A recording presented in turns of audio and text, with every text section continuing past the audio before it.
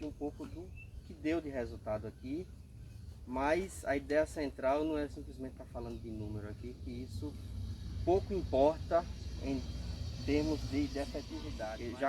Já mencionou um bocado de questão de fertilidade aí, a questão da importância.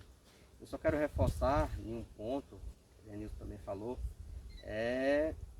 só para desmistificar uma coisa que eu escuto muito dos agricultores. Eu não ouvi isso aqui hoje, mas em algum momento, eu tenho certeza que quando ele trouxe essa proposta de fazer análise, alguns questionaram, do custo, né? Porque quando ele fala em análise de solo, o agricultor acha que é encarecer o processo. E na verdade é o inverso. Na verdade não é encarecer o processo. Tem uns que já começam, eu vou gastar, sei lá, 50, 60, 70 reais, 100, a depender do tipo de análise que você solicitou. Se for uma análise completa, só macro, macro e micro, macro, micro e física, então vai variar um pouco o custo nesse sentido. Mas, um exemplo, 100 reais na análise de solo, e a partir daí você ter ações concretas, né? Trabalhar dentro da realidade. E aí, por que eu digo que baixa o custo em vez de aumentar? Em muitos momentos vocês tomam a decisão e aduba, né?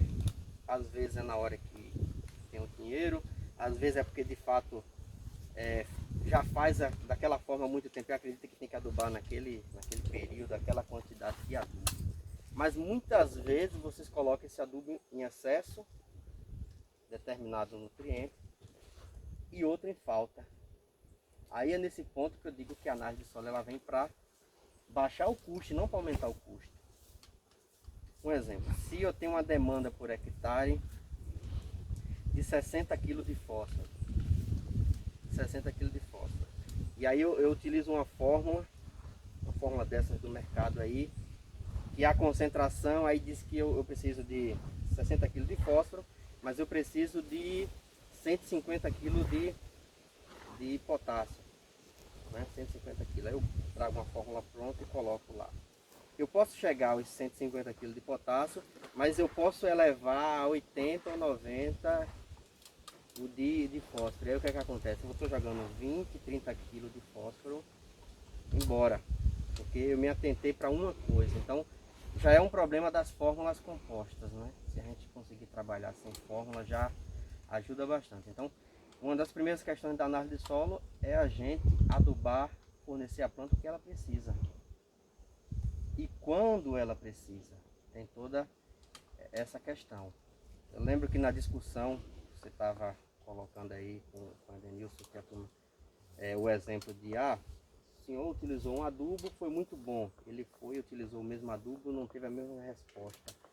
E aí, além de questão de solo, a questão ambiental, tem outros fatores. Você utilizou em qual fase da cultura? Ele utilizou em qual? Você pegou e fez a aplicação de 2 vezes, a mesma quantidade, mas dividindo em 2 vezes. Ele só aplicou em uma. O adubo e as condições foram as mesmas, mas a forma de aplicação, o momento, já pode interferir no resultado. A análise de solo em si é uma referência espetacular que a gente tem e, infelizmente, e aí não é uma questão daqui, se a gente for pegar o nosso território como um todo, as pessoas não têm cultura ainda de fazer correção de solo. É algo que está evoluindo, está mudando, mas ainda está evoluindo a passos um pouco curtos, se a gente for observar. Porque assim, o fato de você não corrigir o solo pode comprometer diretamente a absorção de determinados nutrientes. Porque todo nutriente que a planta necessita, que são 16 nutrientes essenciais, a gente sempre fala em 3, mas na verdade são 16 nutrientes essenciais. O que é que acontece? Nem sempre chega no momento que a planta está precisando e a gente não tem noção disso. E às vezes esse nutriente está no solo, mas não está disponível para a planta. Porque a faixa de pH pode interferir. Disponível. É aquela questão. Você está aqui com fome, tem um vidro aqui e você não tem acesso à comida. Você vai morrer de fome ali se você não tem acesso. É igual o pobre dos cachorros, quando eu vejo naquelas negocinho que tá assando frango, os cachorros chega, faz fila. Ele tá ali morrendo de vontade, de fome, mas não vai conseguir comer aquele frango de jeito nenhum. A planta se depara com essa situação quando, um exemplo, a questão de acidez está muito alta. Tem algumas plantas que têm mecanismo que acabam sendo mais eficiente, e a mandioca é uma dessas. Não é à toa que está entre os 7 principais alimentos do mundo, né? Porque onde muitas culturas não desenvolvem, ela consegue desenvolver.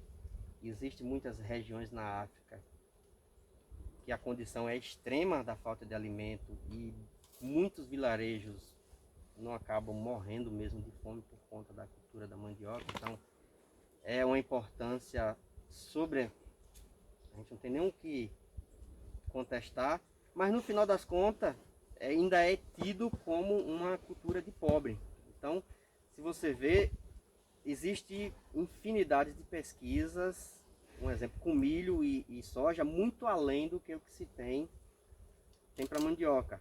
Existem formulações e composições de fertilizantes para todas essas grandes culturas, chamadas de grandes culturas, mas se você for procurar para mandioca, você não encontra, né? Sempre você vai ter que estar ajustando para a realidade. Então, mas se a gente conseguir sair dessa inércia e já fazer uma análise de solo, como vocês já fizeram aqui, não aplicaram, mas pode estar resgatando lá e ver essa ideia de estar corrigindo, isso é muito importante, porque eu tenho um exemplo aqui da propriedade, os resultados aqui,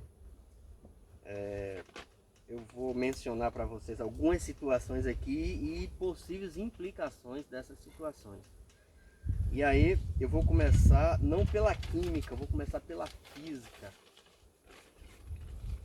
E por que pela física? Porque está relacionado diretamente à textura, à composição. O quanto aquele solo é denso ou não, o quanto aquele solo tem possibilidade de segurar nutriente ou de disponibilizar nutriente para a planta. Porque aqui vocês têm um problema sério. O solo aqui, qualquer chuva, qualquer situação, ele é extremamente lavável. É um solo profundo, mas que tem um teor de argila praticamente insignificante.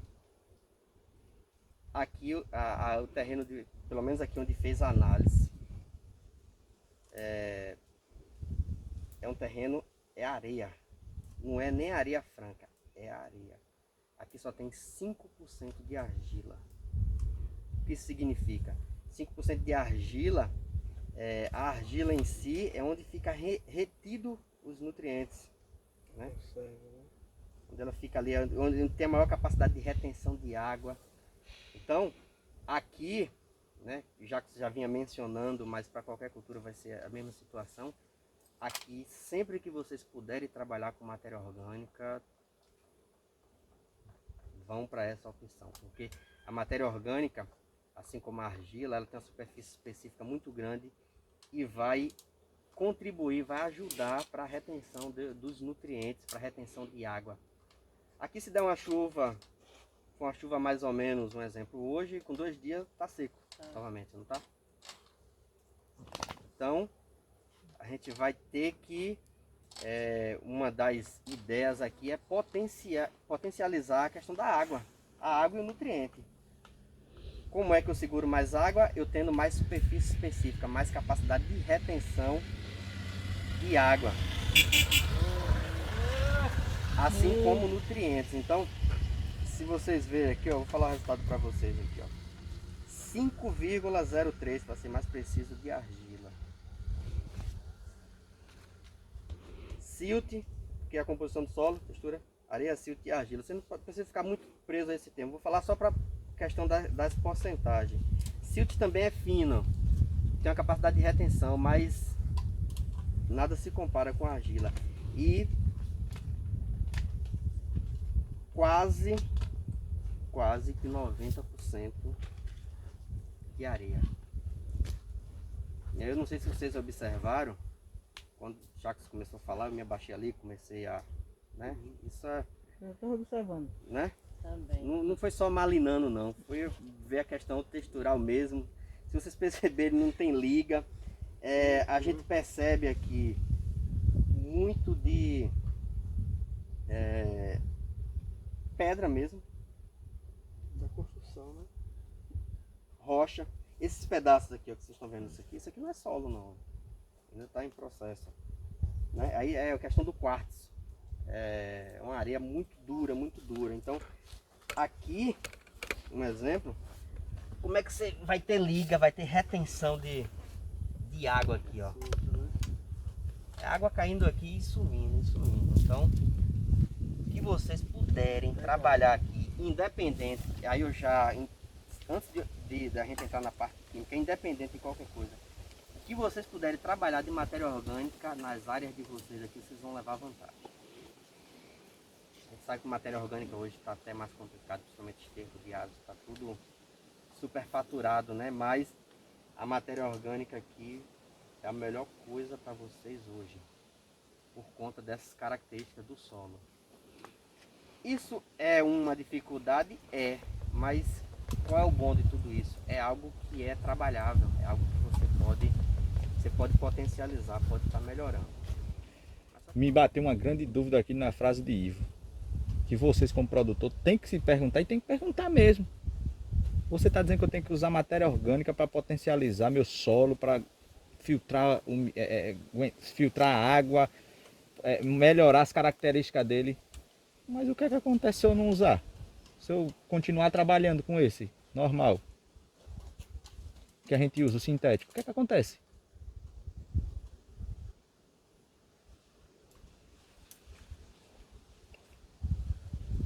Vai chegar um tempo de não servir mais esse solo para nada.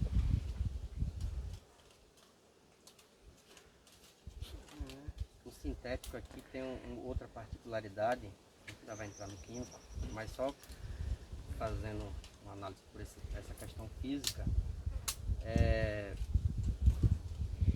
se as condições, principalmente de umidade, não forem adequadas, praticamente o adubo que vocês utilizam aqui, vocês perdem quase todo. A capacidade de reter é muito baixa que o solo tem. Então, se as condições não forem extremamente favoráveis para o aproveitamento ali naquele momento, principalmente de cobertura, né? Eu não estou falando da questão da adubação de base ainda, específica. Então, tem uma tendência de perca muito alta aqui. E um exemplo é, vocês utilizam muito ureia, né? Nós só usamos 10-10. Lá não pode não. Em cobertura, né? Depois que a planta já está com quanto tempo? Geralmente. Tempo. Um mês, 2. É. Quanto dá, César? 2 meses pra Quanto dá? É, 2 meses pra Não, eu frente. sei que a questão de quanto dá, mas um exemplo. Tem gente que sempre tem mais ou menos um intervalo ali que vai estar Aquele fazendo. adubo de mamona é bom?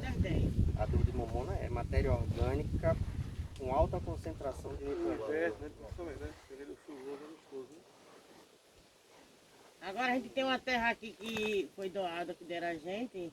O dono só usava adubo de esterco, né? Hoje a gente faz prontinho e não bota adubo nenhum. Porque ele jogava na terra, né? Então isso quer dizer que a senhora está concordando comigo? Ele usava muito. Predominância areia. Eles dizem, né? E aí, lógico, visivelmente a gente começa a ter algumas percepções se não fizer essa análise física. Logicamente a gente ia bater o olho aqui, sabia que não tinha nem 10% de argila. Isso é algo notório, mas eu acho muito importante a gente fazer análise física, que a maioria não está fazendo a química, né? E os nossos técnicos na nossa região, a maioria deles não se importam com a análise física, não se atentam. Mas é muito importante porque a gente auxilia na tomada de decisão. Um exemplo, existem alguns nutrientes que o resultado ou como trabalhar ele, o teor de argila interfere diretamente na quantidade de como se trabalhar. Então isso é muito importante. E tem uma questão, a estrutura física do solo, a textura, ele não muda, leva dezenas, centenas, milhares, milhões de anos para ser alterado. Então essa análise de física que a senhora fez aqui, se a senhora Pode deixar escrito aí para um parente futuro, para ele refazer essa análise daqui a uns 500 anos, porque não precisa fazer mais. Já a química, você tem que estar fazendo a cada 2 anos, ou 3, a depender da intensidade do uso da água. Mas a análise física não muda. A questão de textura leva milhares de milhões de anos para ser alterado. Então, é um resultado que uma análise que a gente só faz uma vez. Não precisa, Essa aqui tá não precisa repetir. Então essa aqui é a realidade. Tá igual. Não tem nem 10% de argila, ou seja, a metade, 5%. Então isso é algo que vocês vão ter que trabalhar. Até a distância. É uma adaptação das atividades de assistência técnica e extensão rural do Bahia Produtiva, projeto do Governo do Estado da Bahia, por meio da Secretaria de Desenvolvimento Rural do Estado da Bahia, executado pela CAR, Companhia de Desenvolvimento e Ação Regional, com recursos provenientes de acordo de empréstimo com o Banco Mundial.